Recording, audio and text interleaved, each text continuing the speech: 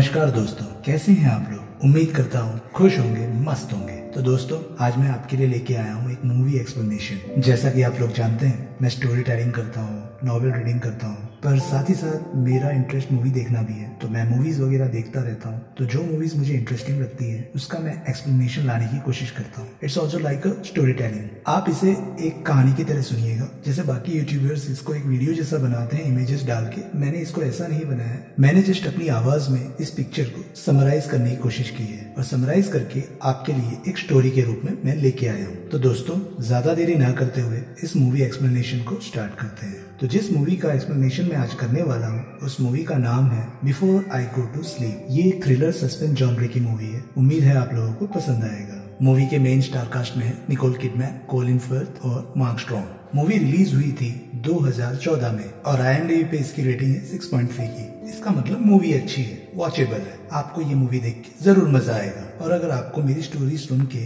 ये मूवी देखने का मन करे तो जरूर देखिएगा अपने विजुअल एक्सपीरियंस के लिए। तो चलिए मूवी की स्टोरी की शुरुआत करते हैं। 40 साल की क्रिस्टीन जब सो के उठती है तो अपने बेड पे एक ऐसे शख्स के साथ होती है जिसे वो जानती भी नहीं। वो आदमी उसे बताता है कि वो उसका पति है, पर क्रिस्टीन को कुछ भी याद नहीं होता। वो आदमी क्रिस्टीन को बताता है कि एक एक्सीडेंट की वजह से उसका ब्रेन डैमेज हो गया था, जिसकी वजह से उसे अपने 20वें साल के बाद की बातें याद ही नहीं है। माइक नेस नाम का एक डॉक्टर क्रिस्टीन का इलाज कर रहा होता है, जो एक न्यूरोसाइकोलॉजिस्ट होता है। वो क्रिस्टीन को एक कैमरा देता है जिसमें वो उसे अपने रोज के थॉट्स को और इम्पोर्टेंट बातों को रिकॉर्ड करके रखने को कहता है। वो उसे हर दिन कॉल करके ये भी याद दिलाता है कि जो उसने पिछले दिन रिकॉर्ड किया था उसे वो एक बार देख ले। नेस उसे खास सलाह देता है कि वो जो कुछ भी रिकॉर्ड कर रही है वो उसे बैन को ना बताए, जो उसका पति होने का दावा करता है। नेस उसे बताता है कि तुम्हारी मेमोरी लॉस का कारण तुम पर हुआ हमला है, जब तुम एयरपोर्ट के पास एक होटल में थी और तुम्हें वहीं मरा हुआ छोड़ दिया गया था। पर बैन ने उसे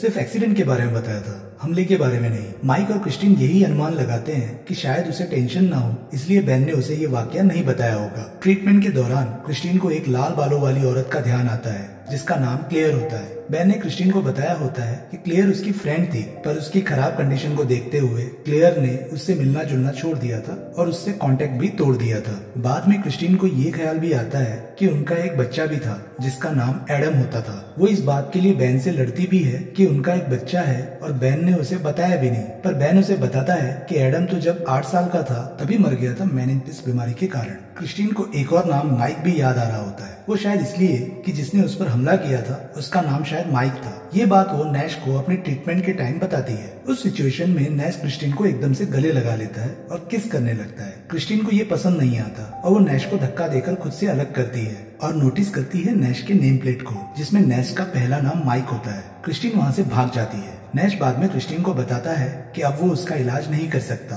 क्योंकि अब वो उससे प्यार करने लगा है। क्रिस्टीन को अब ये पता लगता है कि एक्सीडेंट के कई सालों बाद बैन ने उसे एक असिस्टेड केयर फैसिलिटी में रख दिया था और उसे तलाक भी दे दिया था। पर बाद में बैन को अपनी गलती का एहसास हुआ था और वो क्रिस्टीन को वापस अपने घर ले आया था और अपने साथ रखने लगा था। उसे ये भी पता चलता है कि जब वह असिस्टेड केयर फैसिलिटी में थी तब उसकी दोस्त क्लेयर ने उसे लगातार कांटेक्ट करने की कोशिश की थी। क्रिस्टीन क्लेयर का फोन नंबर निकाल कर उसे फोन करती है और उससे जाकर मिलती है। मिलने पर क्लेयर क्रिस्टीन को बताती है कि क्रिस्टीन का एक अफेयर शुरू हो गया था एक्सीडेंट से पहले और उसी बीच क्लेयर और बैन के बीच में भी एक सेक्सुअल एनकाउंटर हो गया था अटैक के बाद, जिसकी वजह थी दोनों का क्रिस्टी की याददाश्त खो जाने के प्रति दुखी होना। क्लेयर क्रिस्टीन को एक लेटर देती है जो बैन ने लिखा था क्रिस्टीन को देने के लिए। बैन ने वो लेटर क्लेयर को दिया था और कहा था जब भी क्रिस्टीन इसे पढ़ने की स्थिति में हो वो क्रिस्टीन को ये लेटर दे दे। लेटर में लिखा था कि बैन क्रिस्टीन को बहुत प्यार करता है पर वो उसे छोड़ रहा है क्योंकि उनका बच्चा एडम अब क्रिस्टीन से डरने लगा है उसकी मौजूदा हालत की वजह से। क्रिस्टीन ये सब वीडियो में रिकॉर्ड करती है और बैन को दिखाती है, जिसे देखकर बैन को गुस्सा आ जाता है और वो क्रिस्टीन पे इल्जाम लगाने लगता है कि क्रिस्टीन और नैश का चक्कर चल रहा है, इसलिए वो ऐसी बकवास कर रही है। ऐसा कहकर वो क्रिस्टीन को धक्का मारता है और गुस्से से घर के बाहर निकल जाता है। बाद में क्रिस्टीन को क्लेयर का कॉल आता है और वो उसे बताती है कि वो बैन से मिली थी और उसने कहा कि उसने क्लेयर को बहुत टाइम से देखा ही नहीं। क्रिस्टीन ये सुन के शॉक में आ जाती है और क्लेयर को बताती है कि वो तो बैन के साथ ही रह रही है और अभी अभी दोनों का झगड़ा भी हुआ है। इन सब बातों से क्रिस्टीन को एहसास होता है कि वो जिस शख्स के साथ रह रही है वो बैन है ही नहीं। ये सब जानने के बाद क्रिस्टीन घर से भागने की कोशिश करती है पर बैन उस पर हमला करके उसे बेहोश कर देता है। अगले दिन जब क्रिस्टीन उठती है तो उसे फिर से कुछ भी याद याद नहीं होता,